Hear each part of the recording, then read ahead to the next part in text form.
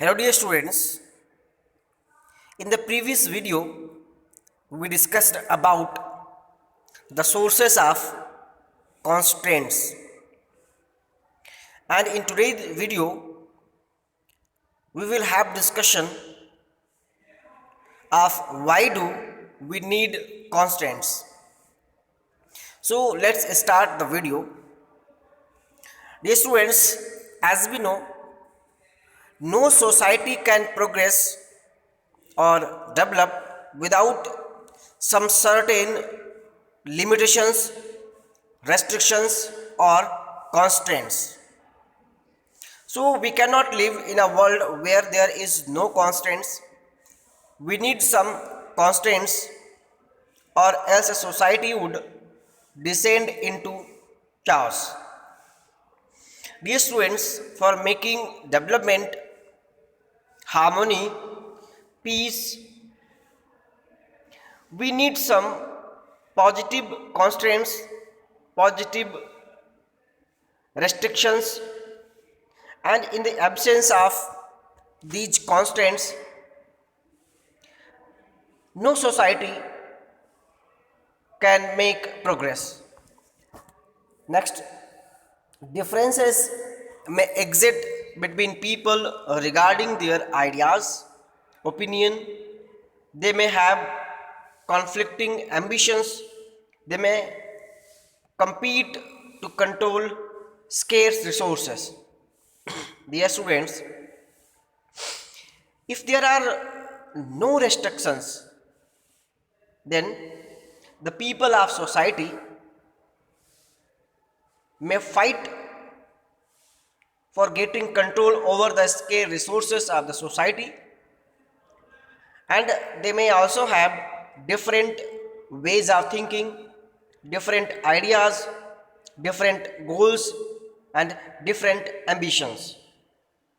And in this situation, when they have so many differences, the fight between them is quite reasonable. That's why some restrictions for avoiding fight conflicts among the people of society are necessary. There are numerous reasons why disagreements may develop in society, which may express themselves through often conflict. And there are a number of reasons why disagreements among the people of society may develop.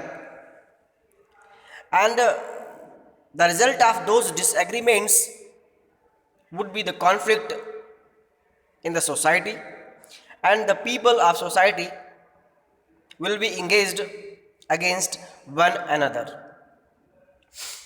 We see people around us ready to fight for all kinds of reasons, ranging from the serious to trivial. And we see all around us in the society that people are always ready to fight for their reasons, whether the reason is very important or serious, or it has a very little importance, but people are ready to fight. Rage while driving on the roads, fighting over parking spaces, quarrels over housing or land, disagreements regarding whether a particular film should be screened. All these and many other issues can lead to conflict, a violence, perhaps even loss of life. There are some common reasons for the fighting, for the conflict among the people. Those are driving on the roads. When we drive on the roads, then some conflicts occur with our co-drivers or fellow drivers. And another one, fighting over parking spaces. When we park our vehicles in the parking area. Sometimes it is peaceful atmosphere, but sometimes conflicts are arisen with the other persons when we park our vehicles at some unauthorized spaces or on the roadside or in front of any shop. Then conflicts are usual.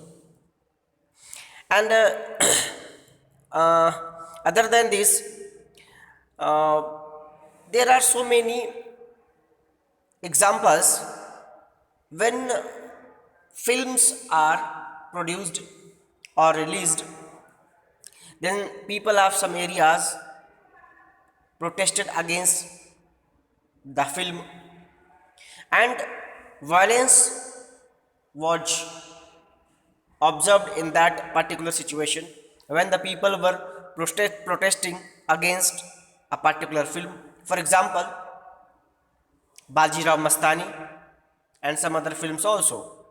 So these are some common examples of conflicts in a society, and these conflicts sometimes may result in the loss of life. Therefore, every society needs some mechanism to control violence and settle disputes. That's why, to avoid these conflicts and fightings or quarrels, a perfect mechanism is needed in the society. Some restrictions, some positive restrictions are needed in the society to avoid these conflicts.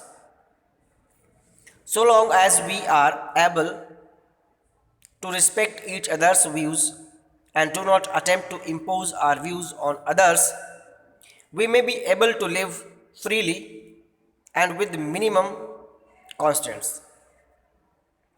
So, we make constraints, we choose constraints, apply constraints or restrictions over ourselves in the society for making peace, harmony, and live our life peacefully and enjoyfully.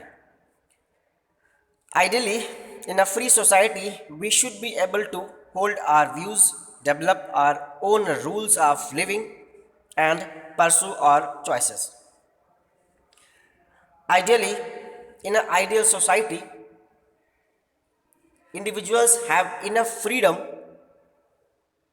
to hold their views, to live their life according to their own, and they have enough freedom to have their own choices or of their own aim or target in their lives.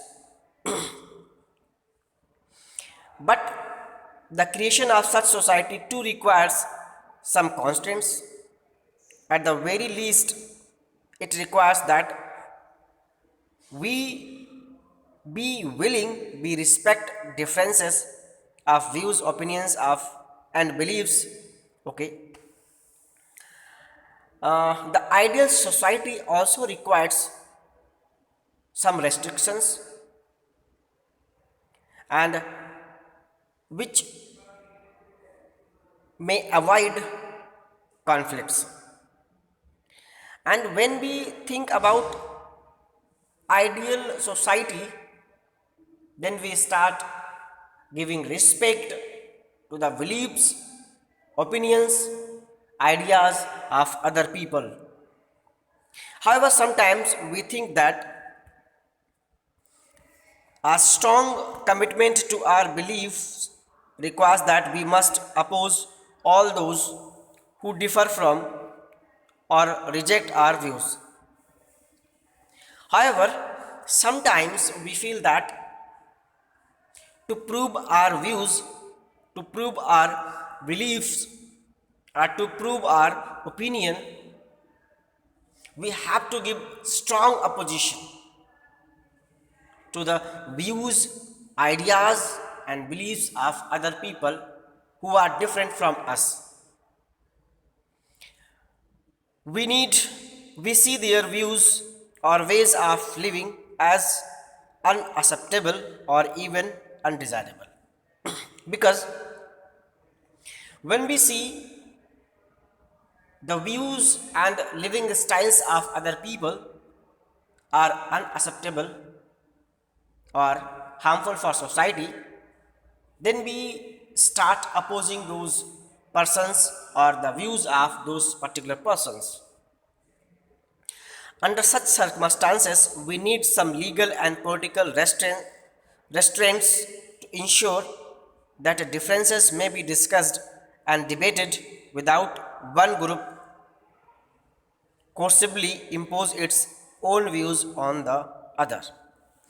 That's why some political and legal restrictions are needed to decide or to discuss the differences in the ideals of two or more than two persons of society, or the differences of lifestyle, or the differences of beliefs must be discussed, must be debated before opting the opinion, before opting the resolutions or opting the orders of other community or other people.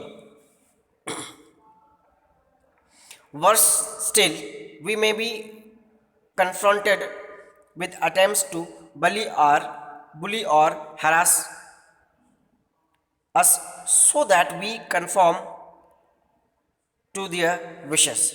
And sometimes people feel harassment or they face so many bad comments as other persons wanted to those persons opt their views, ideas. If so, we may want stronger support from law to ensure that my freedom is protected. And if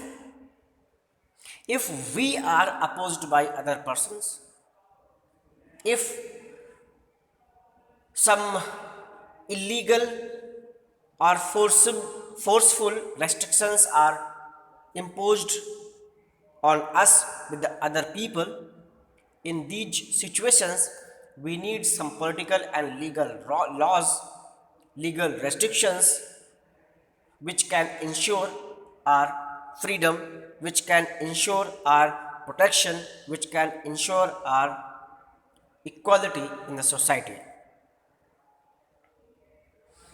The important question, however, it is to identify which constraints on freedom are necessary and justifiable and which are not.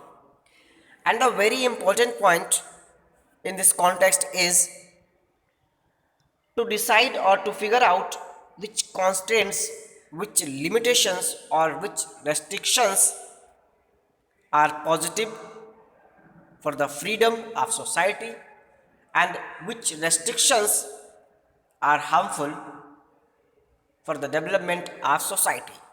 So it is a very important question and this must be answered. What sort of authority external to the individual may justifiably say that can be done and what cannot? Okay, so what kind of authority is good for individuals or justifiable for individuals, and what kind of authority should not imposed on the individual's freedom? Further, are there any areas of our life and action that should be left free of all external constraints? And further, one more point to be discussed: before applying these constraints that are there any areas which must be or which should be out of the range of these constraints or these limitations where every individual has complete freedom. So all these things are very important and good for the development of society and development of harmony in any society. So dear students, in this class we discussed about the why do we need constraints, and in next class we will discuss harm principle. So dear students, till then keep learning and watch this video from the beginning to end, and if you have any doubt then you can ask your doubt through comment box, and thank you for watching this video.